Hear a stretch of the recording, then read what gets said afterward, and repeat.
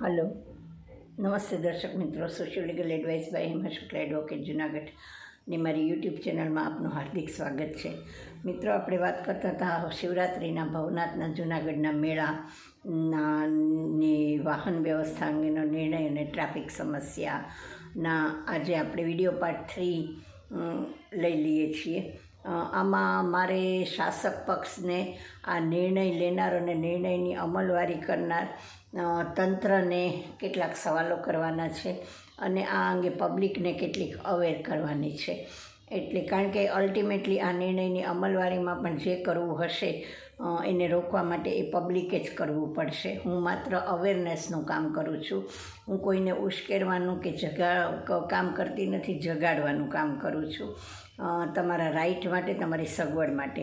હવે મિત્રો, પહેલી વાત એ છે કે જે વિવિધ અન્નક્ષેત્રોમાં ગમે ત્યારે કોઈ પણ વસ્તુ ખૂટે ત્યારે શું કરવાનું? રાતના 12 વાગ્યાથી સવારના 5 વાગ્યા સુધી માલ આવે વાહનમાં, એની રાહ જોવાની અને ત્યાં સુધી લોકોને ભૂખ્યા રાખવાના.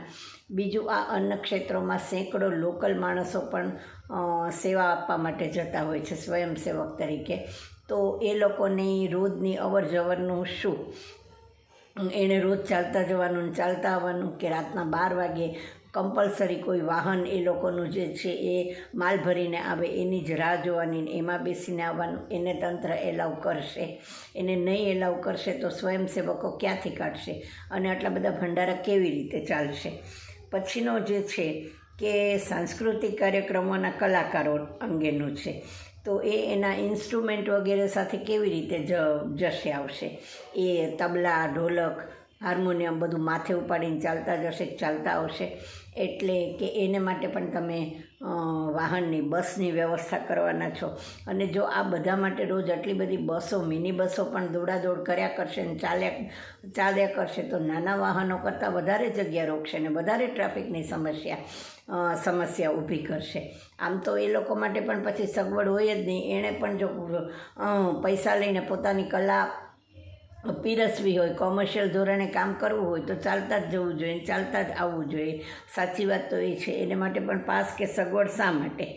એટલે પછી જે છે કે PLV 24 કલાકની ડ્યુટી હોય છે. કોર્ટમાં ડિસ્ટ્રિક્ટ લીગલ સર્વિસનો જે ટેન્ટ હોય છે એના જે PLV હોય છે એની ડ્યુટી 24 કલાકની હોય છે. તો એ કેવી રીતે આવશે ને જશે? એટલે પછી PGVCLવાળા કેવી રીતે કામ કરશે? અચાનક માની લો કે લાઇટ ગઈ કે કંઈ પણ પ્રોબ્લેમ થયો તો એમનું વાહન રાતે 12 થી સવારના 5 જ આવી શકે, બાકીનો ટાઈમ એમને વાહન નહીં આવવા દો. પછીની વાત છે કે મેડિકલ ઇમરજન્સી વખતનું શું? અને મેડિકલ ઇમરજન્સી કે 108 કે એમ્બ્યુલન્સ છે એ માત્ર પેશન્ટ માટે જ વપરાશે કે તમારા ફેમિલી મેમ્બરોની પણ એમાં વગર પેશન્ટે પણ અવર જવર થવાની છે? એ પણ જરાક વિચારી રાખજો. અને એ થશે તો પબ્લિક ચોક્કસ વિરોધ કરશે અને પબ્લિકે વિરોધ કરવો જ જોઈશે. કોર્પોરેશનની મિટિંગો, સ્ટાફ વગેરે કેવી રીતે અવર જવર કરશે? ઇમરજન્સીમાં ઘણી વખત શાસક પક્ષને પોતાને કલેક્ટર વગેરેના સ્ટાફને અને કોર્પોરેશનને મિટિંગો કરવી પડતી હોય છે. તો તે વખતે એ મિટિંગોની એરેન્જમેન્ટને એને માટે આવવા જવાની શું વ્યવસ્થા? 4 જણા બસમાં બેસીને આવશે ને જશે? એટલે આવડી મોટી સિટી બસ આખો રસ્તો રોકે તો એ વધારે અડચણ કરશે. પછી છે કે મેં ગયા વખતે પણ વિડીયોમાં કહ્યું હતું કે જસ્ટિસશ્રી આવવાના છે. એટલે પછી મિનિસ્ટરો આવશે, ધારાસભ્યો આવશે. હર્ષ સંઘવી ગયે વખતે પણ આવ્યા હતા અને આ વખતે પણ આવશે. સંસદ સભ્યો આવશે, મેયર, કોર્પોરેટરો, આ બધા ચાલીને જવાના છે. એટલે અને જો એને માટે પણ બસ કરવામાં આવે તો દરેક વખતે આખું બસ ભરાઈ જાય એટલા માણસો હશે અને નહીં તો બસ ખાલી જશે અને 2-4 VIPઓ માટે પણ બસ જ દોડશે. તો ટ્રાફિક વ્યવસ્થા નહીં ખોરવાય એનાથી. એટલે પછી SP છે, IG છે, DIG છે, મામલતદાર છે, જેને આ વ્યવસ્થા સોંપાણી હશે એ દર વખતે બસમાં બેસીને જવા આવવાના છે કે ચાલીને જવા આવવાના છે? અગર તો એ 5-15 જણા માટે પણ આવડી મોટી બસ જ દર વખતે ચાલવાની છે. અને પછી પાસ કેટલા ઇસ્યુ થયા? કોને ઇસ્યુ થયા? શા માટે ઇસ્યુ થયા કે થવાના છે? કયા વાહનોના ઇસ્યુ થયા? આ બધું જે છે એ RTIમાં પણ જવાબને પાત્ર છે અને ચોક્કસ આ બધું માગવામાં આવશે જ.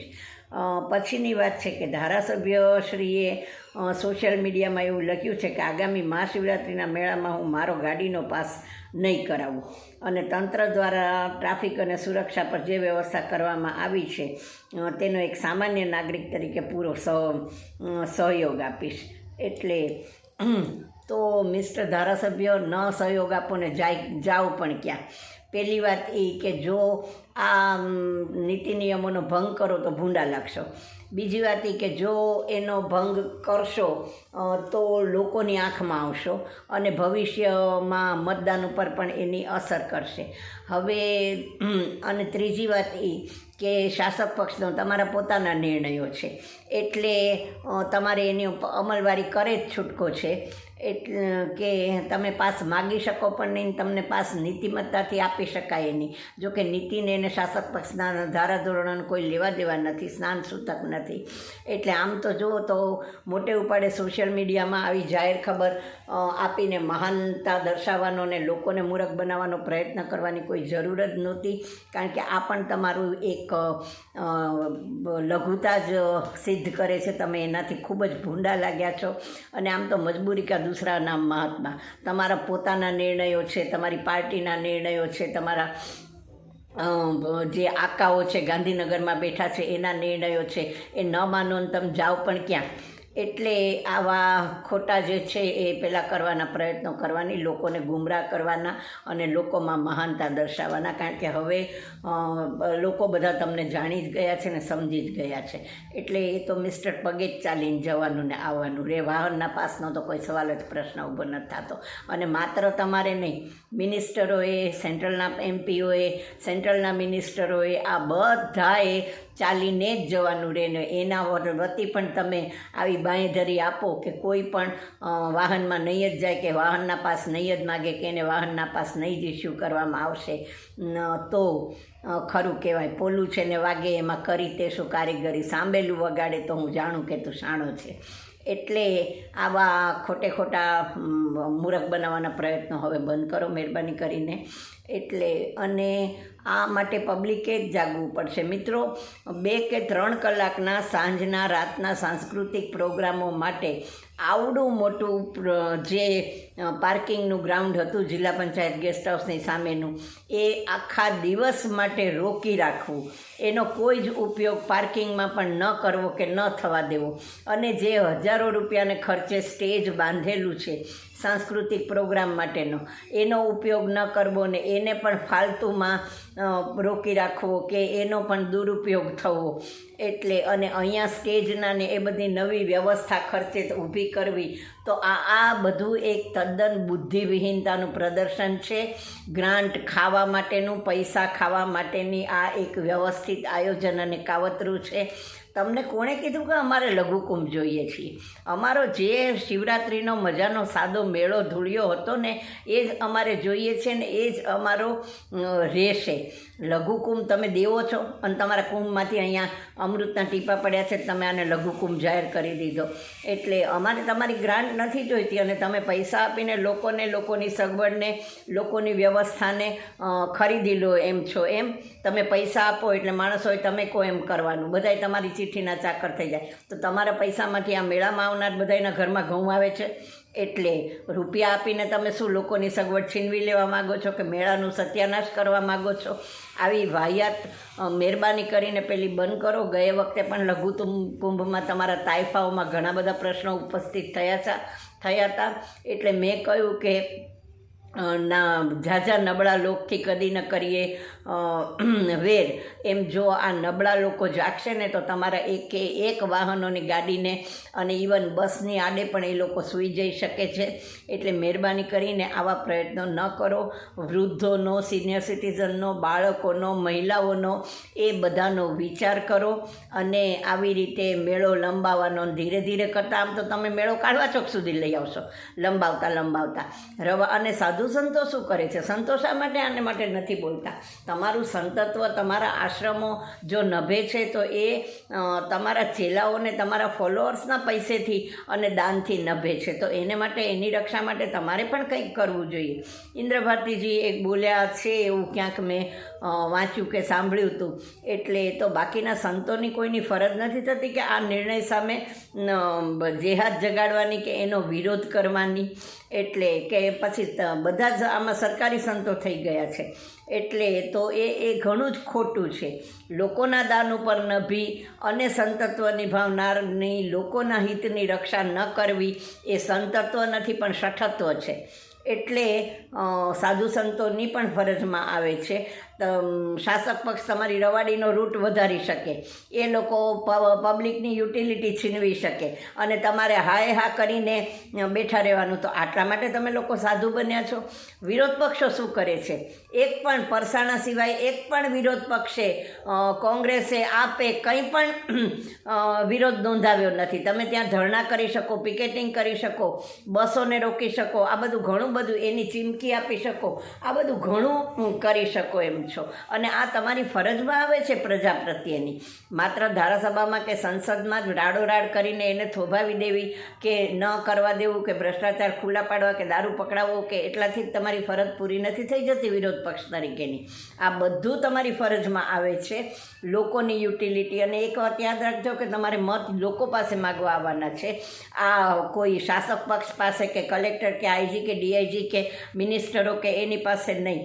જેના મને સૌથી વધારે કરુણ બાબત એ છે કે જ્યારે પણ આવા કંઈ મિટિંગો કરવામાં આવે છે, નિર્ણયો લેવામાં આવે છે, નીતિ વિષયક બાબતો ચર્ચવામાં આવે છે, ત્યારે ગ્રાઉન્ડ લેવલના સ્થાનિક કોઈ ડાયા માણસોને બોલાવવામાં જ આવતા નથી, પૂછવામાં આવતું નથી કે એની કોઈ સલાહ લેવામાં આવતી નથી. અને એસી ચેમ્બરમાં બેસીને ગાંધીનગરથી જેને જૂનાગઢના જની ખબર નથી, જેને જૂનાગઢની દિશાની ખબર નથી, ભવનાથની ખબર નથી, મેળાના મહાત્મ્યની ખબર નથી, શિવત્વની ખબર નથી, એવા લોકો આવા તુગલખી નિર્ણયો, પહેલાં મોહમ્મદ ગઝનીએ દિલ્હીથી દૌલતાબાદ રાજધાની ફેરવી હતી, એવા નિર્ણયો લઈ લે છે.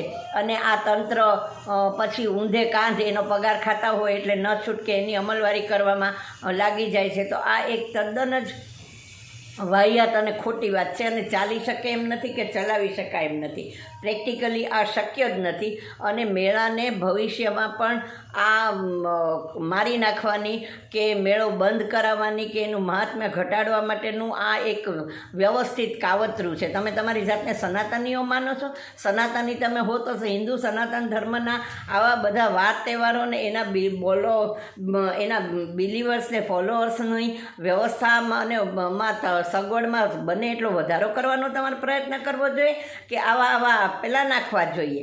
એટલે તમે હિન્દુ છો કે કોણ હિન્દુ વિરોધી છો? આ બધું એક બહુ વ્યવસ્થિત આખું કાવતરું છે ભવિષ્યમાં આનું મહાત્મ્ય ઘટાડવા માટેનું. એટલે પછી ઉતારા મંડળના જે કંઈ બની બેઠેલા પ્રમુખો કે આ કે તે કે જે કંઈ હોય, તમે કોઈ બોલતા નથી. તમારા જો લોકો તમારા સુધી પહોંચી જ શકવાના નથી તો ઉતારાઓનો અર્થ શું છે? અને ભંડારામાં માણસ પહોંચી જ ન શકે તો ભંડારામાં જમનારું કોણ હશે? એટલે આ તદ્દન એક વાહિયાત વાત છે, આ તદ્દન ઇમ્પ્રેક્ટિકલ વાત છે. મારું તો 100% એવું માનવાનું છે કે આની અમલવારી થઈ પણ શકવાની નથી અને લોકોએ એની અમલવારી કરી પણ શકાવી ન જોઈએ. ખૂબ વિશાળ માત્રામાં તમે રિક્ષા એસોસિએશન, રિક્ષા યુનિયનો, આ બધા તમારા પેટ ઉપર આટલું બધું પાટું પડે છે ને તમે આ બધું સહન કરી લો છો તો તમે શું કરો છો? તમારા યુનિયન, તમારું એસોસિએશન એક રેલી કાઢો રિક્ષાની અને આનો વાંધો વિરોધ કે એ બધું કરો. આ બધું જે કરવું હશે એ પબ્લિકે કરવું પડશે. એટલે હું તો માત્ર તમને જગાડવાનો પ્રયત્ન કરીશ, પછી હું પ્રેક્ટિકલી કંઈ અમલવારી માટે બધે પહોંચી શકવાની નથી. આટલું પણ તમારામાંથી કોઈ કરતું નથી. જે અહીંયાથી કરવામાં આવે છે એ પણ તો તમે અમલમાં તો શું જ મૂકી શકવાના હતા. અને તો એનો અર્થ એ કે આ નરસિંહના ગામમાં તમે બેકાર જ રહેવાને પાત્ર છો, કારણ કે તમારા પેટ ઉપર તમે જાતે લાત મારો છો, શાસક પક્ષ કે નહીં. બાકી શાસક પક્ષની કે તંત્રની હેસિયત કે હિંમત જ ન હોવી જોઈએ આવા નિર્ણયો લેવાની. મને યાદ છે કે ઉનામાં સ્વર્ગસ્થ રસિકભાઈ જ્યાં સુધી જીવતા હતા ત્યાં સુધી ઉનાની નગરપાલિકા જે છે એ હાઉસ ટેક્સ નાખી શકી નહોતી. આ જીવન રસિકભાઈએ હાઉસ ટેક્સ નાખવા નહોતો દીધો પોતાના જીવન પર્યંત. પણ એક વ્યક્તિ ક્યાં સુધી આવું ને શું કામ લડે તમારી માટે થઈને? જો તમને તમારી ચિંતા ન હોય તો બીજા તમારી ચિંતા શું કામ કરે? એટલે જે કંઈ કરવું હશે એ પબ્લિકે જ કરવું પડશે, પબ્લિકે જ કરવું જોઈએ. નહીં તો તંત્ર દિવસે દિવસે જૂનાગઢના આર્થિક તંત્ર ઉપર ને તમારા પેટ ઉપર લાત મારતું જ જશે અને એ લાત ખાવાને તમે લોકો સંપૂર્ણપણે લાયક છો અને એ જ લાગના છો એમ કહીએ તો ચાલે. કડવું લાગ્યું હશે, જલદ લાગ્યું હશે તો માફ કરજો, પણ કડવી દવા માં જ પાય અને તમારામાં પોતાનામાં તમારા હિત જાળવવાની કેપેસિટી નથી, વિચારસરણી નથી, ક્ષમતા નથી કે હિંમત નથી. માટે મારે આટલું કહેવું પડે છે. મિત્રો, વિડીયો ઉપયોગી લાગ્યો હોય તો please like, share and subscribe it. Like અને સબસ્ક્રાઈબ ન કરો તો પણ કંઈ નહીં, પણ મિત્રો પ્લીઝ આને શેર કરજો બને એટલું. અને હજી આપણી પાસે સમય છે, તંત્રને પોતાનો નિર્ણય ફેરવવા મજબૂર થવું પડે એવો પ્રયત્ન કરજો. અને તંત્ર જો નિર્ણય ન જ ફેરવે તો એની અમલવારી ન કરી શકે એટલા સાબદા થઈ અને એમાં પણ કંઈક પેલું કરજો. અને નહીં તો તમારી ઉપર આવા જે કાંઈ નિર્ણયો થોપાય કે તમારા પેટ ઉપર જે કંઈ લાતો પડે એ બધી ભોગવવા માટે તૈયાર રહેજો અને એ ભોગવવા માટે લાયક બનજો. Thank you very much. તમારે આની વિશે કંઈ પણ શેરિંગ જો કરવું હોય તો મારો મોબાઈલ નંબર છે 9428140823. આપ ઈચ્છો તો આપનું નામ ખાનગી રાખવામાં આવશે અને આપણે ફરીથી મળતા રહીશું મિત્રો આવા જ વિડીયોમાં. તમારી જે કંઈ તકલીફ હોય એ પણ મારી સાથે શેર કરજો. ફરી મળીશું આવા જ વિડીયોમાં ચોક્કસ. Thank you very much. જય હાટકેશ.